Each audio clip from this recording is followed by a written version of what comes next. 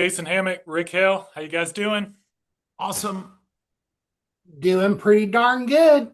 Good, good, good. Rick, you know what that song was? It sounded like Guns N' Roses. I tuned in the last second. Just making sure. Yeah, Where do spot. we go now? That's the perfect segue. I believe that's the final line. Where do we go now? I'm not a singer, needless to say.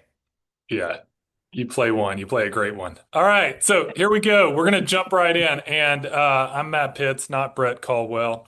So we are going to do things a little bit differently today because I have control, and we're gonna jump into some things. So Georgia, we have the market stats, market mastery on Thursday, and that's Thursday afternoon at Rome. So we're gonna dive deep into the numbers.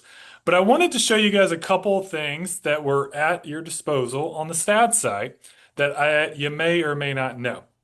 So if you go to the stats site, on the side here, you've got your little applets, and usually we live in this weekly stats category. And we go through the numbers and we talk about the numbers, and those are updated. So if you want to go there, that's where they're at. But I wanted to bring us down to the pricing charts tab that is newer here. If you have not looked around at it, it's pretty cool. And I'm going to go through what it does, but it is there ready to use. And what you can do is you can go, this is what it looks like when you open it up. And when you can choose which county you want to be a part of, and basically it gives you quarter two versus of 2025 versus quarter two of 2026. And it gives you 7 or 8 windows. I'm going to show you what those are today. It goes through the Georgia versus the whole market. So basically all of our counties, if I were to select a certain one, it would pick those versus the entire market. So it shows 2025 single family quarter two versus 2026 single family quarter two Georgia versus what we do. That's view one. View two is it gives you a year over year change, every metric and price band, Georgia versus single family, and breaks down there. And that shows you kind of up, down, year over year data. But what I really want to get to is this path, two paths to getting sold. And this may look familiar for you Chartmaster people. And this is pretty cool. So I want to show it off a little bit today. But basically what this shows is you saw I didn't select any specific county, but you can select a specific county. And it shows the total sales in our FMLS in Q2 around 17,500. And of those, there's two different paths. If they had a price reduction, which 11,471 of those that closed, 65%, had a reduction, or did not have a reduction, excuse me, they got right at 100% of original list price, and they were 9 days average on the market. And then 35% of those ones that did close had a price reduction, and they were 93.6% of list price was the sales ratio, and they averaged 62 days on market. So my chart master people know this chart in and out, and it's a valuable resource, but we're going to get better. View four shows the same thing, just basically a different way of showing the graphic off, but it shows every 100 finalized listings in Q2 that sold. The ones in red, they failed or were expired or withdrawn. The ones in yellow, 21 sold, but only after a price reduction. And the 39 in green sold with price reduction, just priced right. Here's another way of showing off the graphic I showed you 2 graphics ago. But here's the powerful one. This is a view at standpoint, but view six. This is the one that we believe you could use at a presentation, and you guys love this if you use Chartmasters. But it's the cost of testing the market chart. It's an interactive chart. And let's just say we're going to sell a seller's desired price of $600,000. Jason, we believe that home is worth 550, right? This never happens, but Never. this is what's going to happen here, right? So usually that's the conversation, right? But there is this thing, Rick, called monthly carrying cost. And we're going to say that this person's mortgage, I'm just making up numbers, guys, is 4,200. We're going to say he's carrying $900 a month in taxes, insurance. I'm just making up numbers, guys. Utilities is 750 a month. and he's got a $250 HOA. You would get all these numbers and plug them in. And what this does is give you a cost of testing the market chart right on the spot that shows, hey, if we price it right at 100%, we should get 550 and should get 9 days on market is what the market's telling us. And if we test the market, remember those stats I showed you earlier, Jason, 93.6% of sales to list price and 62 days average all come from the stats from Q2 solds. And it gives us a likely difference in price. Now, this one has 11,000 price difference, time on market 53 days, carrying cost plus, and likely total benefit 889. So, what do I need to do, Jason? I need to go here and make it a little more drastic. Let's say they want 520, it's for 525 and they want 600. Does that ever happen, Jason? Yeah. Okay. So the likely benefit is minus $25,000 of them not testing the market. Does that make sense? So this chart rolls different ways of putting in cost of testing the market in real time. You can download a consultation summary with the presentation slide, Instagram post, probably not, but presentation slide to put in your presentations, or you can just do this on the spot. We will be reviewing this with Luke in real time Thursday at the Market Mastery. But Jason, Rick, could you see benefit of possibly using this chart in the future? I use this one all the time from Chart Masters, but I will tell you, don't do it in front of the client for the first time. Just don't do it for the first time in front of the client. Run through it, go, all right, I want to make sure that this tells them the story I want to tell them. Yeah, it worked perfectly at 9 a.m. and 10 a.m. So, Yeah, Rick, what do you think? it's a practice skill for sure, along with the language that you use. And my best advice is not only don't do it for the first time in front of a client if you're not comfortable with the technology or the result that doesn't feed the narrative that's most accurate, but recognize that people resist anything that's pressed upon them, or when you try to push your way into a conversation, they're going to resist. The better approach is to ask great questions, share and show, and then ask what their thoughts are about it and let those thoughts lead to prescription around that ailment. Because there's a saying that my friend Christopher Bennett used to use: prescription without proper diagnosis is malpractice. And that's not just limited to the medical field, it's in any consultation relative to a big topic like transference of wealth in a home or acquisition. Yeah. That's it. That's it. So you can download that consultative summary right here, guys, light or dark. You can put your info on it and you can put that into the presentation. I agree with Rick and Jason. Practice it a few times, do it live, but you do have that option if you'd like. All right. The It's a second thing, really cool tool for the It record. This is. is really cool. yeah. A lot of you were very vocal in the chart masters. This is one of our favorite things. I think Jason and I have used this our entire career. Many people have, of pricing, and we're seeing how important it is to get the right price right now based off all the stats we show you week to week. Matt, can you show us again where to find that? Someone's asking. Yes, it's thenewrealestatestats.com. If you go to Georgia, which you guys all have access to this, if you have not signed up, that would be step one. Sign up and use the code Inspire Network, all lowercase. You get access, no one else does. And then in the applet, Ashley, you come down to pricing charts right at the bottom of Georgia there. We're usually living in the weekly stats section. I'm Susie. Yeah, pricing charts where we're at, but we're usually here. You just come on down here. All right. The other thing I wanted to show off, since this is the data call, did you guys all know that we have buyer and seller guides given to you quarterly, and they are now also in Spanish? So you can download those here. Rick is going to tell you all about this one here in Spanish and what all it has in it. And I'll pull it up just so you can, so it auto-populates with your information on it. Rick, what does this all have in it? Mucho información. Yeah. And by the way, this was not scripted at all. I speak just enough Spanish to be dangerous. So, Survival Spanish, went out of the country. But yeah, What a cool thing. I mean, that's pretty remarkably awesome and functionally helpful. And needless to say, our environments are just growing with diversity, and Spanish is a largely spoken language. So what a cool bonus. Love it, love it. So all of those, again, if I go back and look at where your profile is, under your profile, there's buyer and seller guides here. And you can click on those, and those are updated every single quarter. Jason, how would you use buyer and seller guides? We just had a great session about this the other day, and the number one way that, or number one objective I would have is to use it to set expectations.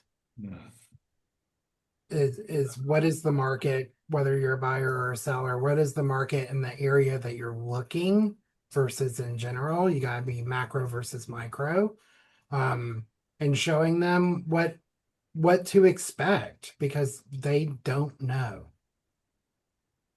Love that. I've seen a lot of people throw them up on social media. DM me, Jason, if you'd like a Q2 seller guide, and you can start lead capturing as well. So there's all different ways you can use it.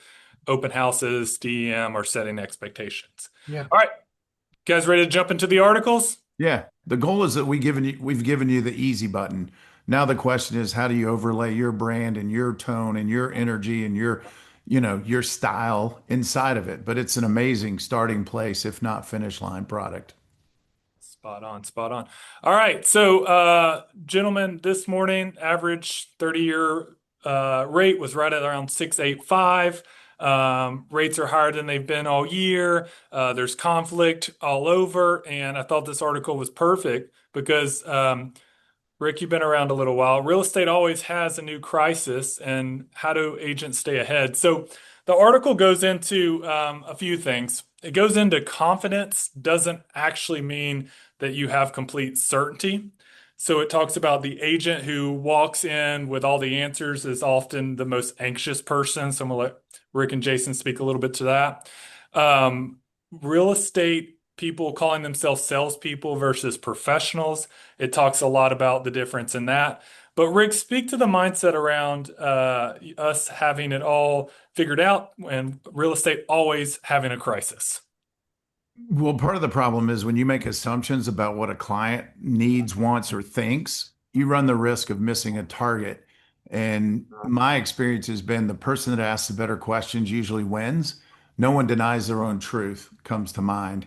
And when someone voices their truth, then you're able to consult. That's the whole prescription after proper diagnosis thing that I shared a minute ago.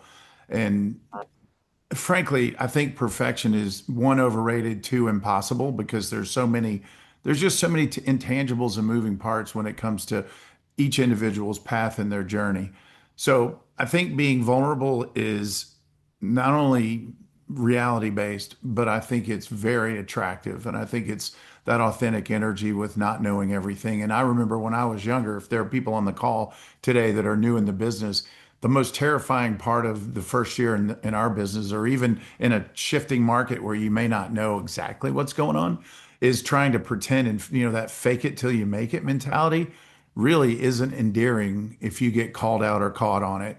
And so my approach used to be, listen, when I would be with a client, it would be, I know what I know and I know what I don't know. My commitment to you is number one, to never confuse the two. Number two, to always have a stable of experts in my back pocket ready to answer the uncertain questions or the deep dive things that are mission critical.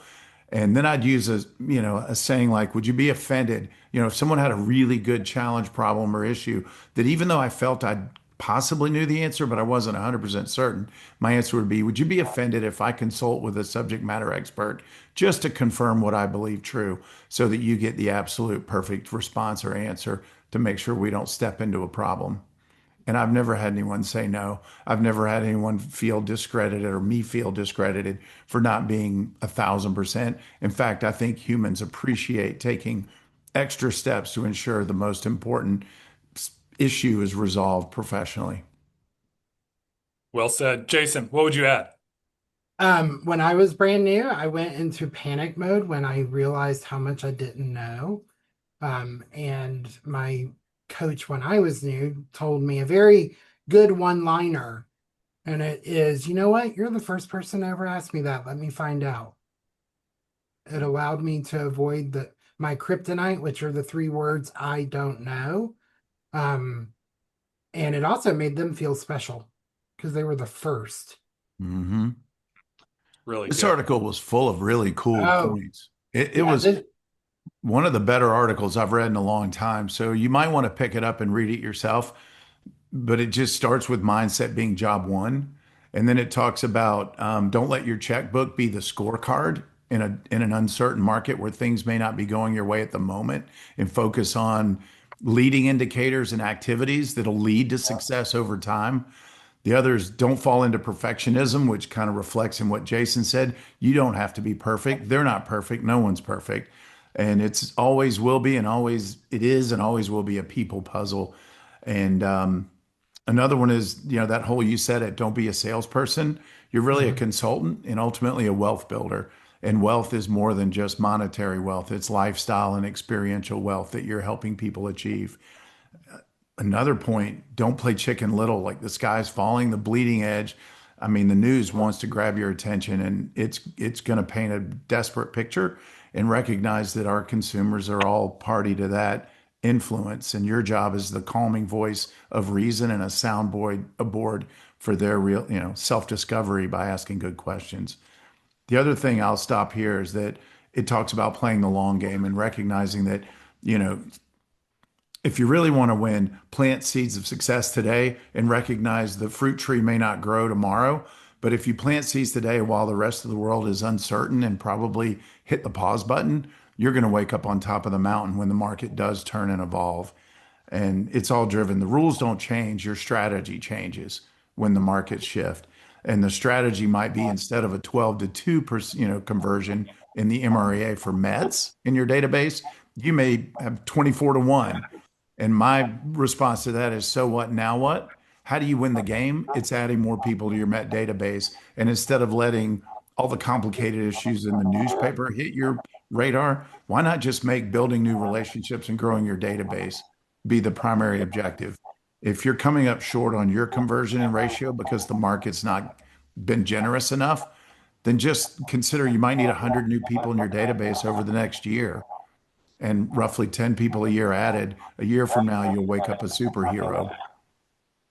And the very last thought was, the difference between you potentially and quantum leap experiences might be one or two transactions a month out of 500,000 people that could potentially be in your database. If you were going, if job one is growing your database, two extra people a month might add another 15 or $20,000 to your bottom line. And so instead of getting caught up in the big picture, get caught up in the small picture, which is conversations that matter. So good. It says winning today doesn't require us to predict when the market will actually change. It requires us to stay in action long enough to benefit when it actually does change. And I think that was kind of the big thing. I think the checkbook explanation of the scorecard is your checkbook, which most people say in some certain way. Uh, Jason, you're like a great coach. What would you say the scorecard actually should be versus what's in our checkbook of results? How would we keep score of winning in this market? I think it starts with like what Rick was talking about is your conversations. How many conversations do you have to have? How many appointments are you setting? Those are your wins. I mean, and then like you got to know what those numbers are to measure the effectiveness. Looking at your checkbook doesn't tell you how effective you're being. Mm. Mm. Told you he was It's, good. that was amazing. And sometimes it's hard when you've got bills due in the next 30 days and you're not sure how you're going to pay them. It is so easy to become obsessed with that deficit. And there's the bold law, what you focus on expands. Just take a deep breath and recognize the quality of your conversation, the quality of your relationships will dictate the quality of your checkbook. And just hang in there and don't quit before the magic happens. Love it. Love it. All right, we're going to go to our next article, which is titled The Real Estate Agent Participation Crisis Nobody Wants to Talk About. So we're obviously going to talk about it right here because nobody wants to talk about it and we're bold. So This one gets into, and I'll hand it over to the gentleman here, but agents say what they want, which is mentorship culture, accountability, but then we don't always show up to those things and we skip events and skip the training. And this is a big thing of the real issue isn't attendance, it's connection. So I really just want to pose the question as we go through the article. Is this question, I'll let you start off, Rick, with proximity. And what's so important? Like this group has it figured out. They're showing up to calls at 11 a.m. on Mondays. They're showing up to things. But the power of proximity, I think, is underestimated so often. And everything the world and even brokerage world and even society is pushing against, which is they would say you can do it all on your own, isolation, et cetera, which there are those options. But why is proximity so important to you, Rick? Well, I mean, it just starts with the idea that if you're the average of the 3 to 5 people you spend the most time with, my question is, how do you spend more time with people like that, that are high-minded, succeeding in spite of, and doing the work, but doing it more efficiently and effectively? I know that in 1999, I came over to Keller and I doubled my business in my first year. And it's not because I was twice as good, it's because I was hanging out with people who are doing twice the volume and doing it more efficiently and effectively, utilizing leads, listings, and leverage as their focal point. I just, man, I just swung hard at everything. And when you do that, you will get a result. But when you're targeted and you emulate success, you're going to achieve success. You know, it's that old adage, if it's to be, why not me, was my mindset piece. And then if I do what you do at a high level, like you do, I'll get what you get. And so it's hard to do that effectively from afar. We can watch podcasts all day long, but there's something magical about being in the presence of high minded, contributory, culture rich people who are willing to share their best ideas. And so I think proximity is everything. I think not just hearing it, but feeling that energy because we're really feeling people supported by the intellectual challenge of recognizing truth. So good. Jason, would you add anything before I read a quote here? Yeah, and actually, what Rick was just saying was the last point that I wanted to make from the last article. Is there's a quote of the CEO in there that when she got named CEO, it was the first time she's ever led a big organization, and the board said, "If we have faith in you, you need to have faith in yourself." And I can tell you that when I was having that moment, that I was like, I don't know how I'm going to pay my mortgage in 2 months when I was a new agent. And again, my coach said, I see you doing the work. I have faith in you. And I know this is going to work. Just keep doing it. And it did. It was like a light switch went on. And so you got to be around the space. You got to be around those people. I can't tell you how much collaborative energy I got when I came to Keller Williams versus the brokerage I came from. By walking in and hearing people on the phone and going, do you mind telling me what you were just talking about? And can I steal that script? And they're like, heck yeah, go for it. And that's not what happens in other places. So you just got to put yourself there. You got to put yourself in the way of success. Yeah, and I'm reminded of the statement, a question unasked is a question unanswered. The people that win are the people that ask the most questions and reach out for help. My coach, Eric Saperston, once told me the difference between the hyper successful and moderately is a willingness to ask for help and recognize a deficit that someone else can help you fill. And the last thing I want to land on this topic is just that knowledge for the sake of knowing is only good for trivial pursuit. I think you're full of infinite wisdom. The question is, are you trying to be so perfect that you're locked up and disabled? Or are you leaning in and doing until you become perfect or closer to that goal? In other words, the magic, and she said this, the magic is in practicing every day and practicing relationship building, conversation building, great question, asking great questions. That's the secret sauce. It's engagement. Perfection will find you one day. And so what now what? The relationships you build is the true measure of success in this lifetime. So, so well said, both of you gentlemen. I think she's mentioned it here, and I like to always bear to repeat it, that the culture we work so hard to create, and we're giving you these tools and want you to be top of the line and access to everything. But access to information has never been easier, yet engagement has never been harder to earn. And this is just being from this side of the table being authentic in what we do. Simply offering resources is no longer enough. Participation is now a choice, and many agents are choosing flexibility over structure, convenience over commitment, and independence over involvement. The result, companies can build impressive ecosystems, but culture doesn't happen because resources exist. Culture happens when people actively engage with one another. And that's why so many companies are struggling. So I just wanted to share that we totally believe in the power of the culture and the community of you. You make the place great. You make the things happen. You make the conversations bigger. We're just facilitators. And we're going to do everything we can as a company to put in awesome experiences so we can come share and grow together. And without community, none of this really works or matters. And I think the power of that, I don't know, Jason, if you've ever gone to something and you really didn't want to go to something and everything's fighting you not to go to it. And an hour and a half later, you walk out and you're like, thankful that I went to that and I got something out of that. That is the power struggle that I deal with so often. I don't know if anyone can relate, but that I just wanted to share from that perspective and that side of uh, you are the culture and the participation is everything that makes this place special, and that's because of you. Would you guys add anything? 100%. And this is a safe space. Like, we're a judgment-free zone. So come be yourself. And that's when the fun starts to happen.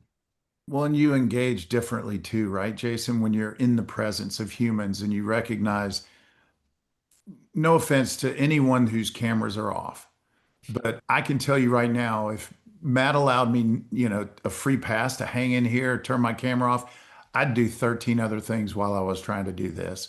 There's accountability with being in the presence of a human that makes you more connected. And maybe the moment you're in isn't what you're getting, but what you give. And sometimes that's the greatest reward. So show up with the mindset, not only that you're going to get something, but you're there to contribute. And that's ultimately what culture is. Love it. Love it. I'll end with this. I was in proximity to a leader on this call, Jeffrey, and he told me a story that he went to a Cody Gibson event, and maybe multiple people have gone on here. So this is a secondhand story. So if I get it wrong, you just text me after. We don't have to bring it up here. But the story he told was Cody Gibson starts sharing about we don't really expect guys the market to get much better. I'm just going to say for the next year and a half to 2 years.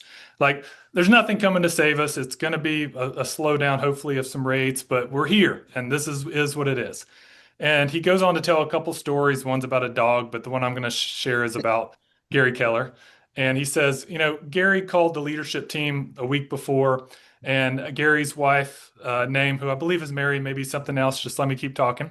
Gary's wife, if you didn't know, has progressive Alzheimer's. Like it's really at a rough stage, and they're going through a lot, and that's progressed quite a bit. And he says, "Hey, Mary, I'm going to keep saying Mary. She wanted to go for a drive yesterday, and she wanted to go on the drive around the neighborhood and back to the house, and she did it. We went on a drive, and she made it all the way back around to the house." And Cody was sharing the story that, do you think Gary Keller's looking ahead for 2 years? Like we're always looking for, hey, it's going to get better in a year and a half. It's going to get better in 5 years. It's going to get better in 3 years. Everything's going to get better. But the point of the story was, do you absolutely uh, engage in what's going to happen in the future and wish for the future, or do you actively live for the now? That's right, Keith Sharp. And are we present no matter how hard things are? Some people are having their best years. Some people here are just struggling paycheck to paycheck, and we're here for all of it. But no matter where you're at, are you in the present? And are you actively here? Because I know the older I get, Rick, things start hurting and I'm sore. And I bet in 2.5 years, that's probably not going to feel a lot better. And my kids are not going to be 7, 4, and 1. They're going to be 12, whatever, and whatever, right? So every stage has a point, and are we being present in that stage and enjoying the journey along? Just thought it was worth a share. Sorry I went 60 seconds over, but I think it's so important to stand in it. And there we go. Rick, was final words. just a beautiful reminder that every moment has purpose and you get to assign what that purpose is. Yep. All right, guys, stats Thursday. We will dive deep in the stats. Rick, Jason, you guys are awesome. Thank you all. You're Y'all have a awesome. great week. Thanks, guys. We love you.